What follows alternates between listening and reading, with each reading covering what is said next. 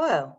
I am going to conduct here a brief review of naming various types of compounds, specifically binary covalent, hydrocarbons, and ionic compounds. And the first thing I want to remind you of is, how do you figure out what kind of compound you have? That's the most important place to start, and the reason being, different compounds have different naming rules. So you may remember that when you look at the periodic table, there is a stair-step line that divides the periodic table into metals and nonmetals.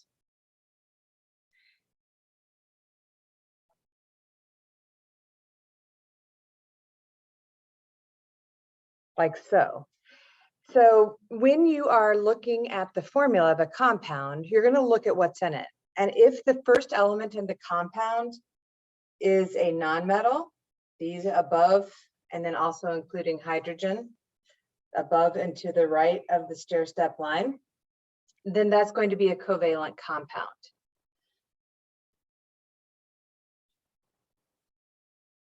They start with an element to the right of that line or hydrogen. Now, the one exception is compounds that have only carbon and hydrogen. Those are hydrocarbons. We're also going to look at them. And then lastly, the ones that start with metals are ionic. There is one exception to the starts with a metal rule, and that is there's one cation that is NH4. That's N is not a metal, but these are the general rules. You're just going to look to see how the compound starts. So when we look at the practice test,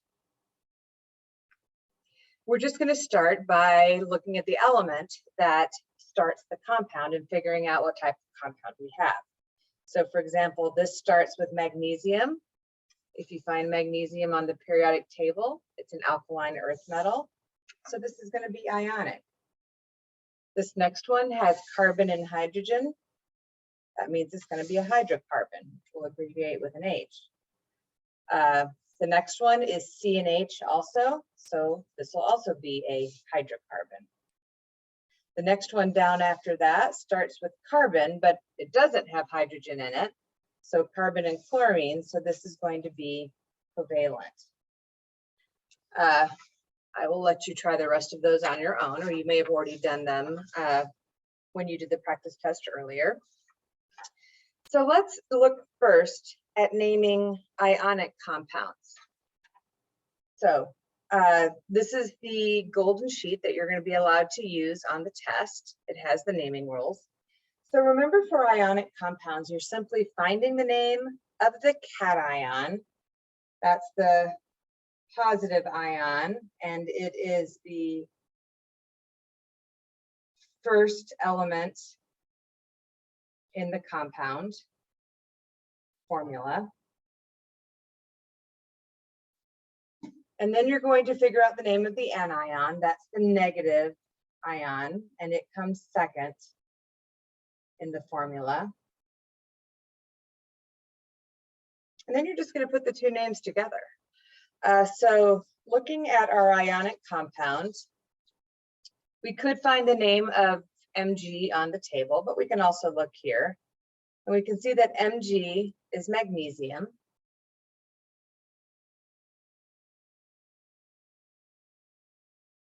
And then if I find ClO, notice I'm looking only at what's in the parentheses. Remember that when we add subscripts to ionic compounds, it's really just to show how the charges balance. So I'm going to look for ClO. All the negative ions are on the bottom. So there's ClO, and that is hypochlorite.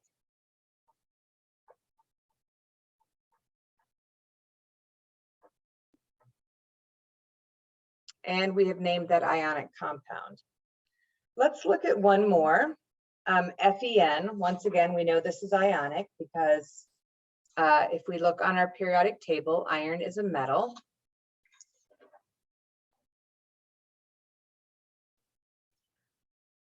And if I look Fe up on the top, I see that in its name, there's a Roman numeral. Now, if there's a Roman numeral, that simply means I need to figure out which iron I'm going to use. So I'm going to find both of them up here. I've got iron 2, which is +2, and iron 3, which is +3. So how do I know which iron this is? Well, I look to the anion for a clue. For example, my anion here is N. So if I come down to the bottom, I find out that N is nitride, which is 3-. So if my N is 3-, what does my Fe have to be to have no charge? If my N is 3-, what does my iron have to be to end up neutral? Well, this would have to be the +3 iron. So in this case, the +3 iron is iron 3.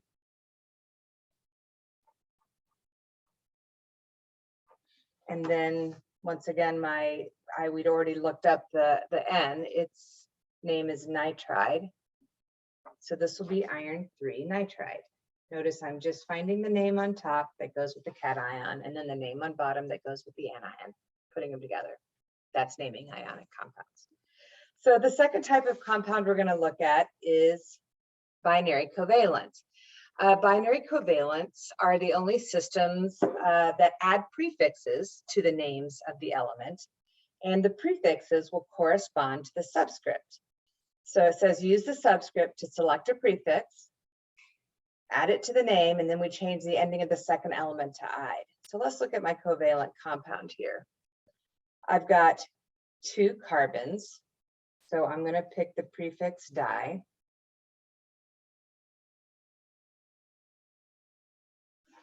And I've got 2 chlorines, so I'm going to again use the prefix di.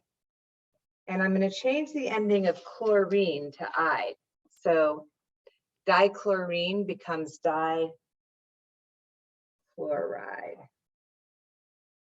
Sorry about the in and out of the document camera. Now, if we go down here, let me see.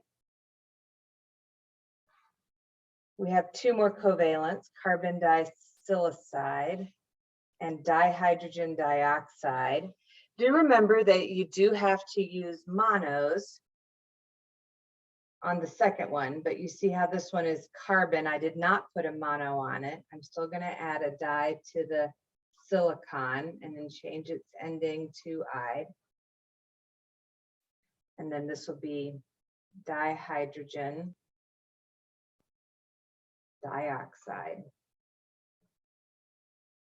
So the last kind of naming that you're going to have to do is hydrocarbons. For hydrocarbons, we're going to go to our last set of rules. And in this one, it says count the carbons and select the prefix that matches the number of carbons.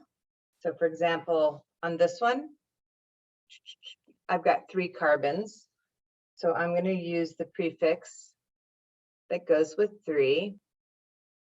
Sorry, let me get this maneuvered where we can see both at the same time.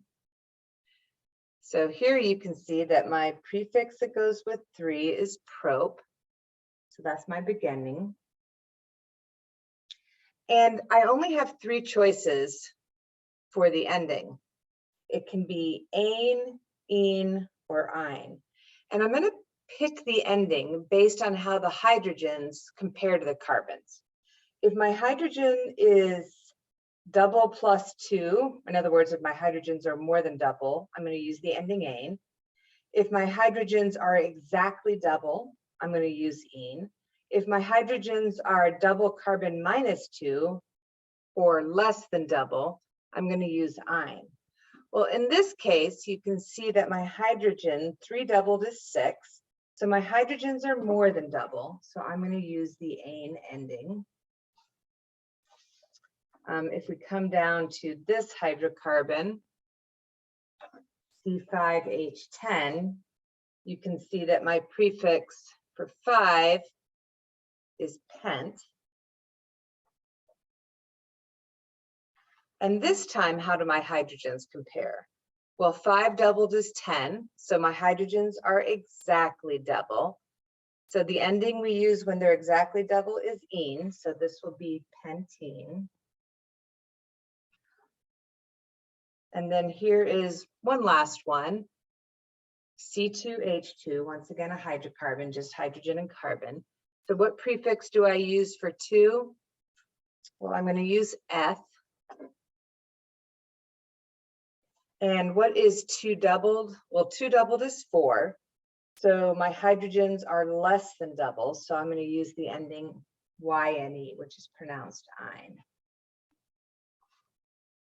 So that is the short version of how we name the 3 main types of compounds that you need to be able to name on this quiz. So one last thing I want to talk about is going the other direction.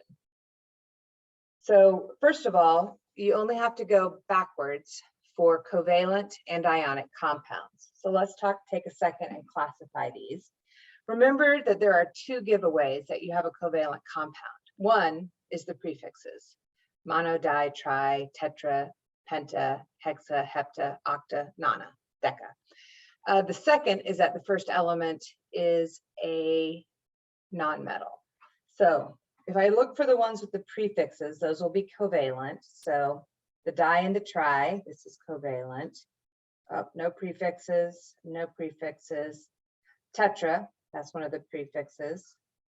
Aluminum, that's a metal and there's no prefixes. Nitrogen monoxide, there's a prefix, and nitrogen's a nonmetal. So these other 3 all start with metals: magnesium, potassium, aluminum, so they're ionic. Now, for covalent compounds, it's actually pretty straightforward. You simply find the symbol and add the prefix as a subscript. So the symbol for phosphorus is P, and then it's going to need a 2 for the di. The phosphorus for bromine is Br, and it's going to need a subscript of 3. Carbon's symbol is C. It doesn't need a prefix because there's only 1. Iodine's symbol is I, and it's going to need the 4 from the tetra. And lastly, nitrogen monoxide. Nitrogen is N, oxygen is O, and there's a mono, so that would just be 1. Now, for ionic compounds, you have to do just a little more thinking. First, you have to get the symbol and the charge. So for magnesium, that's going to be Mg2+. And then we're going to find borate on the bottom. If we look around, we find that borate is BO3, 3-. Sorry, that's not coming in very well. Let's see if that helps a little. Yeah, BO3, 3-. And now we're going to have to balance the charges. Remember that the charges always have to add up to 0. So the way I'm going to do that for magnesium borate is I'm going to get to the least common multiple. So for 2 and 3, the least common multiple is 6. So if I can get magnesium to +6 and borate to -6, their charges will add up to 0. So what would I have to multiply +2 by to get to +6? Well, 3. So I'm going to say that I need 3 magnesiums. That would be +6. And what will I have to multiply borate by to get to -6? Well, 2 times -3 would be -6. So I need 2 borates. And the way I represent that, whenever it's got more than 1 atom in the ion, is I put the ion, which is called a polyatomic ion, in parentheses, and I put the number outside. So let's do these last 2. Potassium, you can see is right here, it's +1. Carbonate is right here. Its formula is CO3 2-. I don't need a least common multiple here because I can just figure out what to multiply potassium by to get it to +2, because +2 would add to -2 to end up at 0. So I would have to multiply potassium by 2 to get to +2, and then I can just add the carbonate after it. That's already balanced then. My last one is aluminum cyanide. So if we look up, aluminum is 3+.